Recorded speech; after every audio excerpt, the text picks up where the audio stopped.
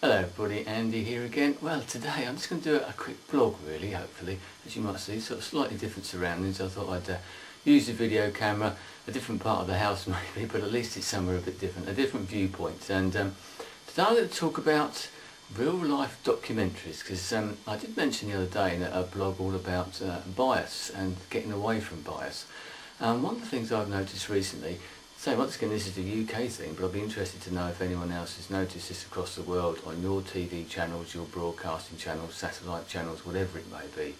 But this sort of trend for real life documentaries or real life dramatisations of real events. I'll give you an example. I just happened to notice, the reason it made me think of this, I happened to notice tonight on the BBC, and this is probably well out of date by now, but there's a particular programme about the sort of making or the creation of the atomic bomb, and with Robert Oppenheimer and Edward Teller, I think, and a dramatisation of the events that led up to the creation of the first atomic bomb and all the science, etc., that went behind it. I saw the headline and the sort of title of the programme, and I thought, oh well, I like the sound of that sounds good, I might watch that. I then read the sort of quick write-up about it and found out it was another one of these dramatisations. Now, I have nothing against dramatisations, but by their very nature they have to be dramatic. They have to have something in there to keep your attention. Now, that's not necessarily what happened at the time. A lot of real life events, if you talk to the characters that were actually involved in some of these real time events, they may sound dramatic from the outside, but a lot of the time it's quite mundane and run-of-the-mill.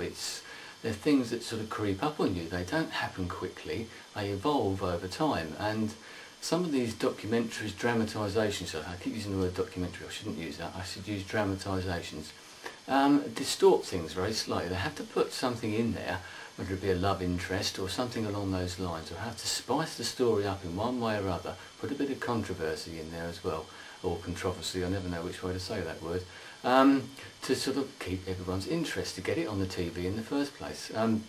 What I'd like to see actually is just a proper documentary. Why can't we have just a documentary of actual things that happened? Even if you've got sort of someone reading from a book maybe, which is possibly dramatised. I've seen things like that as well, where you have someone reading from their memoirs or the actual papers or accounts of the time, but someone actually acting them out, and that's not too bad, because you know that you are actually getting what happened at the time or what was written down at the time, rather than someone's interpretation of it, someone who spiced it up, added bits in. I've seen quite a few reviews of some of these sort of shows, programmes, where people have moaned about exactly that. An historian has come in, had a look and said, no, that isn't quite what happened, or even someone who was involved in the event has said, no, that isn't quite what happened. So, just a quick one now. I just wanted to know, because whether anyone else has noticed this, whether it is just a UK thing. I don't expect for one moment that it is. And why do we have to do that? I do like documentaries. We've got great channels out there who do great documentaries. So why do some channels feel that they have to dramatise events, spice them up, add a bit of controversy in there, a bit of a love interest or something along those lines? Why not just produce a nice documentary, talk to people, read the memoirs, show some old footage? I realise that obviously there can be some events that you can't dramatise because they happened too far in the past. You haven't got any footage, maybe you've got some writings, and that's it. But a lot of the ones that I've seen recently have actually been fairly recent events, things that happened in the 20th century that I know for a fact that there is some sort of footage, some sort of written evidence, papers, magazine articles, books, etc., etc. So anyway, I wonder what your thoughts about that are, because I think it's a wasted opportunity. I'm a great one for sort of trying to improve people's learning. As you can see with the sort of books and that behind me that I've read, I try and read books to try and keep up to date with things.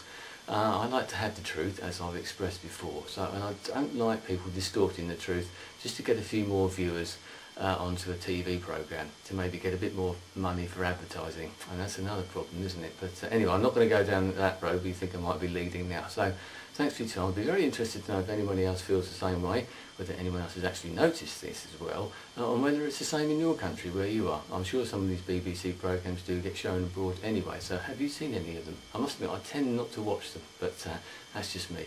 Anyway, thanks for your time. I'll see you again soon. Goodbye.